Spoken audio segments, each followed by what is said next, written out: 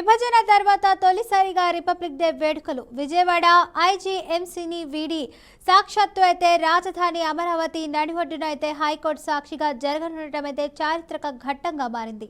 Amaravati brand image అయితే రాజధాని వైభవాన్ని దేశానికి చాటి చెప్పేలా ప్రభుత్వం భారీ స్థాయిలో అయితే ఏర్పాట్లు అయితే చేపట్టింది. ఇక ప్రభుత్వ పథకాలతో పాటు అమరావతి అభివృద్ధిని కళ్లకు కట్టేలా ప్రత్యేక శకటాల ప్రదర్శన ఏర్పాటు చేశారు. ఈ వేడుకల నేపథ్యంలో కర్ణాటక కరకట్ట సీడ్ యాక్సిస్ రోడ్ల పరిసర ప్రాంతాల్లో ట్రాఫిక్ ఆంక్షలు అమలు చేస్తున్నట్లు అధికారులతో తెలిపారు. వేడుకల నిర్వహణతో అయితే అమరావతి పరిసరాల్లో సందడి నెలకొనగా భద్రతా ఏర్పాట్లు కట్టుదిట్టంగా అయితే కొనసాగుతున్నాయి.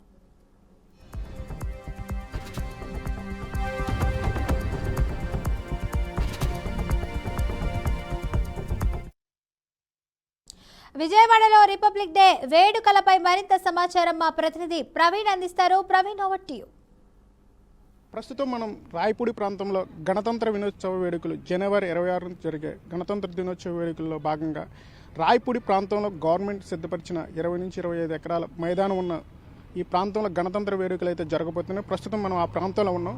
ఇక్కడ ఏర్పాట్లు అయితే ముమ్మరంగా సాగుతున్నవి. రాష్ట్ర విభజన జరిగిన తర్వాత ప్రధానంగా ఇందిరాగాంధీ మున్సిపల్ స్టేడియం విజయవాడ నుంచి మొట్టమొదటిసారి రాజధాని ప్రాంతంలో అయితే ఈ గణతంత్ర దినోత్సవ వేడుకలు అయితే జరగబోతున్నాయి. ఇక్కడైతే ఏర్పాట్లు మనం పరిశీలించవచ్చు. చూసుకుంటా ఉంటే ఇక్కడ ఇటువైపు చూస్తూ ఉంటే గవర్నమెంట్ అధికారులు కానీ ఎవరైనా వచ్చి కూర్చునే అవకాశాలు కల్పించారు. ప్రతి ఒక్కరికి పాసులు ఉంటాయి. ఆ పాసులను కూడా ఎవరైతే ఇక్కడ వచ్చి రిజిస్టర్ చేసుకుంటారో వాళ్ళకే ఉంటాయి. వచ్చే కరకట్ట నుంచి వచ్చే ప్రాంతం నుంచి వచ్చే వాళ్ళకి ట్రాఫిక్ ఆంక్షలు అయితే ఉంటాయని కూడా చెప్తా ఉన్నారు. పార్కింగ్ ఫెసిలిటీస్ ఎవరు ఏ ప్రాంతంలో కూర్చోవాలి, ఎక్కడ కూర్చోవాలి అనేది కూడా ఇక్కడైతే ఏర్పాట్లు అయితే చూడవచ్చు. హైకోర్టు జడ్జి కాడ నుంచి సీఎం కాన్వాయ్ వరకు ఎక్కడైతే ఏ ప్రాంతాల్లో ఎవరెవరు కూర్చోవాలి అనుకుంటారో వాళ్ళందరికీ కూడా ప్రత్యేక గ్యాలరీలను అయితే ఏర్పాటు చేయడం జరుగుతూ ఉంది. ఇక్కడ మొదటిసారిగా చూసుకుంటా ఉంటే మొదటిసారిగా అమరావతి ప్రాంతంలోనే ఈ ఏర్పాట్లు చేయడం వల్ల అమరావతి ప్రాంతానికైతే ఒక ప్రత్యేకమైన గుర్తింపు అయితే రావటానికైతే ఏపీ గవర్నమెంట్ అయితే ఫస్ట్ నుంచి ట్రై చేస్తూ ఉంది. అదైతే ఈ యొక్క గణతంత్ర దినోత్సవ వేడుకలు ఇక్కడ జరపడం ద్వారా ఈ ప్రాంతానికి ఆ గుర్తింపు తెచ్చే భాగం అయితే చేస్తూ ఉంది. అబ్దుల్ నజీర్ అనే మన రాష్ట్ర గవర్నర్ ఈ ప్రాంగణానికి 8 నుంచి ఆ టయానికి చేరుకుంటారని ఇక్కడ తెలిసింది. ఆ తర్వాత ఇక్కడ పోలీసుల నుంచి గౌరవ వందనం, పోలీసులు తర్వాత శటకాల ప్రదర్శన ఇవన్నీ కూడా ఇక్కడ జరుగుతూ ఉంటాయి. ఆ తర్వాత సీఎం చంద్రబాబు నాయుడు, ముఖ్య అతిథులు, అలాగే అధికారులు అందరూ కూడా ఈ ప్రాంగణానికి చేరుకుంటారు. ఆ తర్వాత ప్రతి ఒక్క గవర్నమెంట్కి సంబంధించిన పథకాలకు సంబంధించి ఇక్కడ శటకాలు అనేవి ప్రదర్శన జరుగుతూ ఉంటాయి. గవర్నమెంట్ పథకాలు ఏ అయితే ఇంప్లిమెంట్ చేస్తుందో వాటి గురించి అయితే ఈ ప్రాంతంలో శటకాల రూపంలో ప్రదర్శనలు ఇస్తూ ఉంటారు. అవన్నీ కూడా ఇక్కడ ఉన్న వీక్షకులు అయితే గ్యాలరీ ద్వారా చూస్తూ ఉంటారు. ఓవరాల్గా చూసుకుంటా ఉంటే రాజధాని 10 సంవత్సరాల తర్వాత ఈ ప్రాంతం విడిపోయిన తర్వాత ఇక్కడ మొట్టమొదటిసారిగా అమరావతి ప్రాంతంలో ఈ యొక్క గణతంత్ర దినోత్సవ వేడుకలు జరపడం ద్వారా అమరావతికి ఒక భరోసా అయితే రాష్ట్రపతి ఇవ్వబోతుందని కూడా చెప్పుకోవచ్చు. ఓవరాల్గా ఇక్కడైతే గణతంత్ర దినోత్సవ ఏర్పాట్లు అయితే ముమ్మరంగా సాగుతున్నాయని కూడా చెప్పుకోవచ్చు.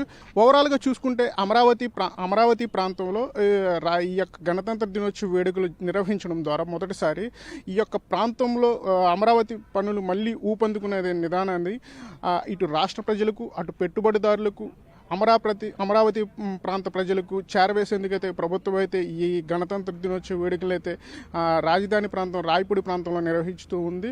ఓవరాల్గా ఇక్కడ జరిగే ఈ యొక్క పనులు వల్ల రాష్ట్రంలోనికి ఎంతో మేలు చేసే విధంగా, ఎందుకంటే అమరావతి ప్రాంతం అనేది ఏపీ ప్రభుత్వం మళ్ళా తిరిగి గవర్నమెంట్గా ఏర్పడిన తర్వాత ఇక్కడ ప్రతి ఒక్క పనిని చాలా వేగంగా పూర్తి చేస్తూ, అలాగే గణతంత్ర దినోత్సవ వేడుకలు కూడా ఈ ప్రాంతంలో నిర్వహించడం ద్వారా పెట్టుబడులను ఆకర్షించే విధంగా అయితే ముందుకు వెళ్తుందని కూడా చెప్పుకోవచ్చు.